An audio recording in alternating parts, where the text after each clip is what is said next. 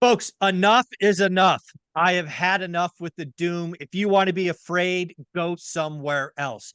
If you want to talk recession, World War III, port strike, go somewhere else. We are going to talk about something positive this morning. We're going to talk about how somebody can tackle their personal finances and go from poor to rich. We're going to have this conversation with someone, Anna Kelly, like myself, who went from nothing to something. And we're going to give you our key lessons. We're going to do this by something I call ping pong, where we will go ladies first, where she will give you a topic, then I will do one, and we will go back at least 3 times, giving you 6 ways that you can go from poor to rich. All right, Anna, do me a quick summary of your how you were brought up and the fact that you did start this journey poor, and then we can talk about some of the keys to getting rich. Absolutely. I grew up in Section 8 housing. I had no family members at that point who had a college degree that I know of. Maybe one uncle was in the middle of his college degree before he became a missionary, but I really knew nothing about money. All I knew was the hardship of not having money. My mom working 2 to 3 jobs, being in abusive relationships, not being able to leave because she couldn't make enough money. I lived poverty mentality because that's all my family had growing up was nothing. And oftentimes, when you have nothing, your ideas about money and satisfaction and having moments of joy are very, very different than what is healthy, unfortunately, because they've never seen anything different. So I did get my college degree. I knew that that was important for what I wanted to do. I wanted to make more money. I thought that the answer to life's problem was get more money. And it definitely makes things easier when you have money than not. Went into private banking. That's where I really first learned about how wealthy people think healthy thoughts about money. And then I decided, you know what? I've got a great job. I make good money, but I don't really know how to create enough to have freedom, right? To be home with my kids. And then I started investing in real estate. And over 25 years, it took me from a negative net worth to multi-million-dollar net worth because of the things that I learned along the way. Yeah. My journey was kind of similar. Grew up, nobody in my family, aunts, uncles, cousins, had anything more than a high school diploma. Many of them in my family didn't even have a high school diploma. So I thought college or education was the key, right? Go to school, get a good job, climb the corporate ladder, make a lot of money, all of that. The thing that I remember most from my childhood was when there was money around, frankly, dad was happy. And when money wasn't around, dad wasn't happy. Right? Money was to be spent. And I really knew no difference, and I was raised to with the 40-40 mindset and even worse, right? The 40-40 mindset means, work 40 hours for 40 years. In my household, I remember one conversation when I was 12 or 13. My dad said he's gonna die at work. And I remember in the moment thinking, wow, he's doing all of this for his family, right? He's just going to keep working until his body gives up. And I remember oddly thinking, wow, that's, a sign of respect. That's, that's, that's terrible. We shouldn't want that for anyone in our families. So again, I was raised with a very poor mindset around money. Um, and really, I had a job since I was 13, right? I was responsible for putting food in the fridge, as I recall, many times because he was unemployed, a bunch in the 80s. And I never, dude, I never thought I could be rich. It was never even a fathom. My whole goal after losing 80% in the stock market, which was a horrendous experience, was I just want to have a better retirement than anybody else I knew. And if I could get to 4 free and clear properties by the time I was 65, I would have options, right? That was as Yes. that was as big as my mind would think. So the first thing I Mm. would tell someone is um, you've got to get around people or environments other than you grew up in, right? Again, I think both of us were in this pool of resources that they didn't know any different. And as we've seen, decades later, your network is your net worth. So go seek out other groups, other communities, other skill sets. Get in and this doesn't always have to be about money. If you want to have six-pack abs, get around people who have six-pack abs. You want to get around people who have great relationships, get around people with great relationships. Again, we sometimes, and again, I say this with full transparency. I had no idea that my 5 friends or my small circle was keeping me down. I was comfortable and I thought, hey, I thought I was doing better than most of them. It wasn't until I got outside and I saw different folks in different environments that I really realized what was possible. So that's the first thing I think about how a poor person can get rich is get around rich people. Yeah, yeah, and I really that's really important. You know, for me it was getting the college degree, and I'm thankful I got the degree. And that's not the route for everybody, depending on many, many different things as we've talked about before. But going to school, getting a management degree, working full time in a degree required position, and then going to Bank of America, where I started to learn about what do wealthy people do with their money. Those things, the degree allowed me to get that job, and that job allowed me to really understand and be around wealthy people that were doing a lot of the right things with their money. So it was definitely a real shift. And I'll use this shift to kind of go to my next point, which is really you've got to understand whether you're thinking healthy about money. Are you getting your money advice from other people who are poor like you are, or enslaved to debt like you are, or living way above their means like you are? Or are you getting your advice about money from people who've actually had success with money? And it's really important because if you are not thinking healthy about money and you have a poverty mindset about money, you will do the same things that keep people poor. And I'll just give you a couple of those things. When life is really hard and your parents or you are working multiple jobs and you can't, you're living check to check like 70% of the population. You have $500 in savings and that's it, like 50% of the US population. It tells you people are not thinking right about money. And what happens is the minute you get it, what happened when people got COVID checks? What do? You self-medicate the pain of living check to check, and you think this might be the only time I ever have $1,000 extra in my hand. So let's go find some joy and spend it all on things that are Mm. going to make us feel good temporarily. And so we get used to that.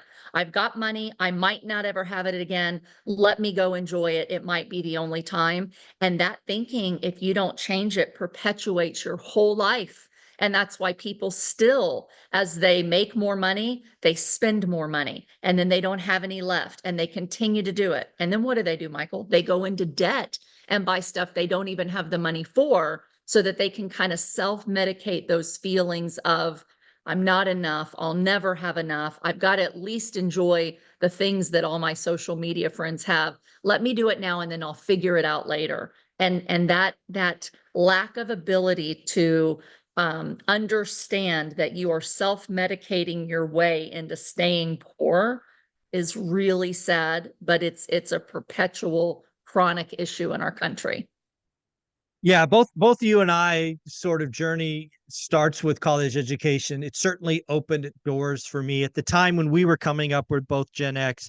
There were lots of high-paying jobs that a college degree was required. We're seeing more and more of those disappear all the time. Right. So what I would True. tell somebody today coming up is you have to invest in yourself. But if you're poor, I would go find a high value skill and invest in that. In my world, for me, that was nothing more, nothing less than a speech class, public speaking. I was a complete introvert who would be just fine not talking to anybody all day. I could live in my bubble, protected, and it was that class that opened me up. Now that public speaking class led me to sales jobs where you have to talk to people or you don't eat. That led me to go to market strategies and bigger and bigger roles. But in today's world, you could go get a public speaking at a Toastmasters, at probably at churches. There are lots of ways to do that. Now that was my thing. Maybe today it's video editing or AI or whatever it is. But go find a skill, like one skill that you can learn at and become better than 90% of the people out there and go make that money. Because most of us aren't entrepreneurs. Most of us, according to Ed Milet, only 9% of us are naturally entrepreneurs. That means 91% aren't. I'm in the 91%. I, I, that's great. But I wanted to figure out how I can make the most money humanly possible with my skills. And then the rest comes later. But again, if you are poor today, figure out a skill that's in demand and go get good at that. It doesn't require $100,000, education. You can go get stuff online for free, YouTube University. You can go get an accreditation. I'm seeing more and more people go after the trades. You want to make six figures a year, go get the trades, Yeah. right? Plumbers, painters, ACs, whatever it is. So again, step one for me, if you are poor today and you want to be rich, is increase income, because I don't think most of us are entrepreneurs. Yeah, and I was actually going to say something very, very similar. There's a lot of, intertwined lessons here that we learn as we do each one, but it's really spending that first 10 years of your, working life or wherever you are today. If you can invest 10 years in working harder than the average person, working more hours than the average person, 40 hours a week in your W-2 isn't going to make you rich if you're already living check to check. But if you can take the time discipline to discipline both your time to take those new skills that you're having and build some kind of side hustle, whether that is a second job, whether that is, selling stuff on Etsy, whether it's, writing books, whether it's an actual entrepreneurial thing, depending on your bent and where you are in life and what time you have. But everyone says we don't have time. Most people work a job. Yes, they've got kids, they're doing things, but they're not maximizing all their time. They're wasting a lot of time. They're, vegging because they're exhausted. But if you can take 10 years of your life and do something else as a side hustle to bring in more money and then bank all that and invest it and continuing to invest that in real estate or whatever it is that you might want to invest in, that's how you're going to get out of that living check to check. And, for me, while I worked full time, everything we made in our real estate, Michael, we didn't go spend. I pulled out a little bit to put my kids in Christian school, and the rest went back into the business and not living on it. And so by the time that 10 years went by and I was able to leave my W-2, it was an easy transition because my business was then building, more every month than what I brought in from my W-2. So you got to choose your hard. You can have the hard of check to check, 40 hours a week, barely scaping by, or poverty like we had, or you can have the hard of 10 years all in, doing what it takes, really building for the future and allowing that to build to the place that your life becomes so much easier and you really do create a lot more financial security, financial freedom, and really peace in your life because you have more time then to enjoy, the things that you want to now that you're going into debt in order to do. Yeah, I love that. I love that. Another one that I think about, and I didn't really get this one until later in life. Again, when I was coming up, I was always focused on my income, right? I wanted to make more income every year, right? I saw going to my tax man as almost like reporting my report card, right? Did you make more money than last year? That was my measure every year when I was coming up. But folks, I don't know what to tell you. Income is not it. It is actually discretionary income. A lot of people talk gross, some people talk net. Neither of those matter. Frankly, net worth doesn't matter. When you're turning yourself from poor to rich, it is how consistently you can add to and grow discretionary income. Discretionary income, for those that don't know, is money you could literally light on fire each month and nothing changes. The key to discretionary income and why it has to grow is those little seeds become huge oak trees and redwoods and whatever over time. Without those seeds and without growing seeds, you never know which one's going to plant, which one's going to take root and grow. I was wrong for 15 years. It wasn't about can I get my income higher and higher, because when you do that, your spending pattern changes. You keep up with the Joneses, you do other dumb stuff. I live in the Silicon Valley where it is not uncommon for people to make $250,000, $300,000 a year. Most of the people that I know that make that couldn't scrounge up 10 grand if their life depended on it.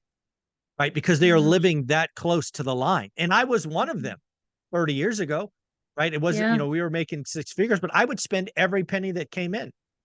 And right. it is all about discretionary income. Those little decisions, make more money, spend less, or do both, is everything for 10 years. If you live like very few for 10 years, you can live like very few after that. It's all about discretionary income. Yeah, well, absolutely. And just to kind of simplify that a little bit, I've said this over and over. This is like my motto I share for simple financial freedom equation.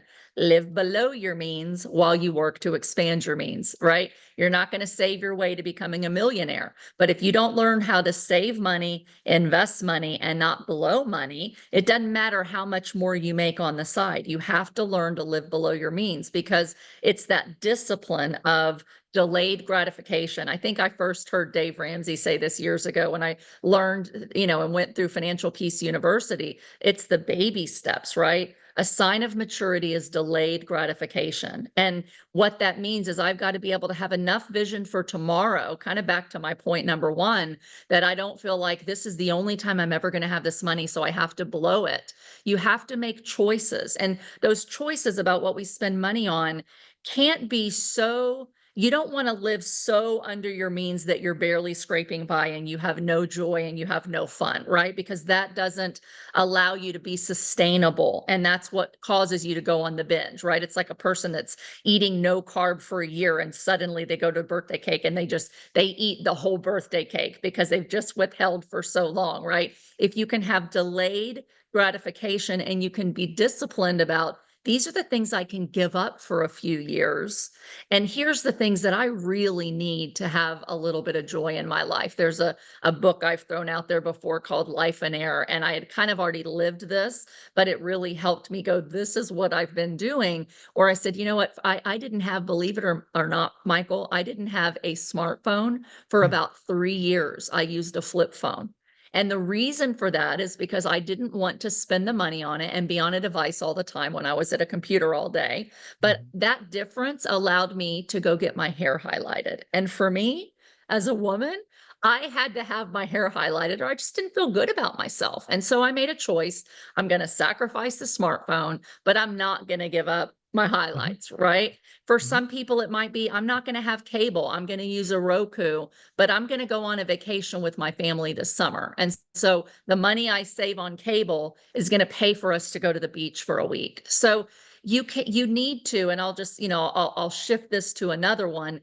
Be very disciplined with your money, live below your means to expand your means. But I think that if you're coming at life from a life and air perspective, that money is for me to at least enjoy some of it now while I'm building, you'll understand and make room for personal time and personal things that are going to bring you joy. You just do it in a more disciplined way. You don't go charge it. You save the money and then you go rent the experience. If you can't afford to buy the beach house yet, go rent a beach house for a week. Go in with another couple like we did a few times to save money, right?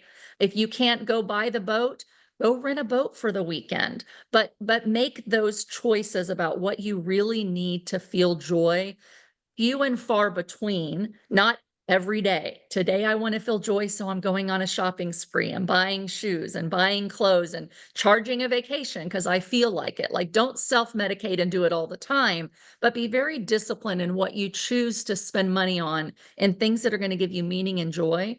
Because if you don't let yourself have any of that, you will stay in that scarcity mindset and you'll make some poor decisions about money because you're not making enough room for enjoying what you have while you're working to have discipline to expand your discretionary income over time. Yeah, I love that. I love that. The other one I want people to realize again is I always tell people the third step of getting wealthy is it's a 10-year journey. Um, I hear so many people that, they listen to you and I and they get quote unquote religion and they start doing the baby steps and they get 3, 4, 5 years into it. Momentum is building. It's gone from these little trickles that you don't really recognize to maybe a small stream that you're like, oh, that's different. And I have seen more and more people get to that little point and suddenly say things like, I deserve, or I this, or I that. And it just stops the momentum. right? This is a 10-year journey. Don't quit halfway through. Don't sign up for a marathon and stop halfway through. You Yeah. know, it is building. Just keep going. You're almost there. And you've already done the hard part. The hardest part of getting a boulder going is getting it going. You Yeah. know, now it's about keeping it going and not stopping. That's a big one for me. Yeah, and I think that just sparks another one in me is really like choose your hard, right? This is not easy. If this was easy, everybody would own real estate, for example, and everybody would be wealthy over time. But it's hard. That it comes with a lot of bumps in the road, right? Tenants that don't pay, that trash your property, people that bring in drugs and burn down your buildings, floods and natural disasters. Like I cannot tell you how many times, Michael, in the middle of my I have a vision. I'm going to do this. I'm disciplined. I'm strong. I'm resilient. I can get through this. How many times three or four things hit me at once? Life happens. Kids get sick. Spouses lose jobs. Like you just feel overwhelmed and you think this is too hard. This isn't passive. What am I doing? Well, guess what? It's not it for most people. Here's the truth. It's not passive in the beginning. It's Mm, hard. I say my passive income was built on the blood, sweat, and tears of 10 years of active income, right? yeah. But you have to choose your hard. Life is hard. I can tell you what, real estate is hard. Even today, there's some hard things, right? Go through a pandemic, have commercial real estate, interest rates go up, like things can be hard, right? But there is nothing harder than living in poverty and not having a way to escape. And so you have to kind of suck it up, buttercup, and say, Mm, these hard things are going to make me stronger. I am not giving up. And I know again, even if it's just four rentals that you pay off over, until at 65, you're wealthy. If that's for you, great. But if you're doing it more actively and you're building a portfolio, it's going to get hard. And all your friends are going to go, I wouldn't be a landlord. It's too hard. Well, guess what? I wouldn't be poor and I wouldn't go back. And it's been well worth every bit of hard that I've yeah. ever gone through to create a life for me today where I have a network and I have income and I have solutions and smart people that can help me figure out all the hard and keep going. So life is all about choices.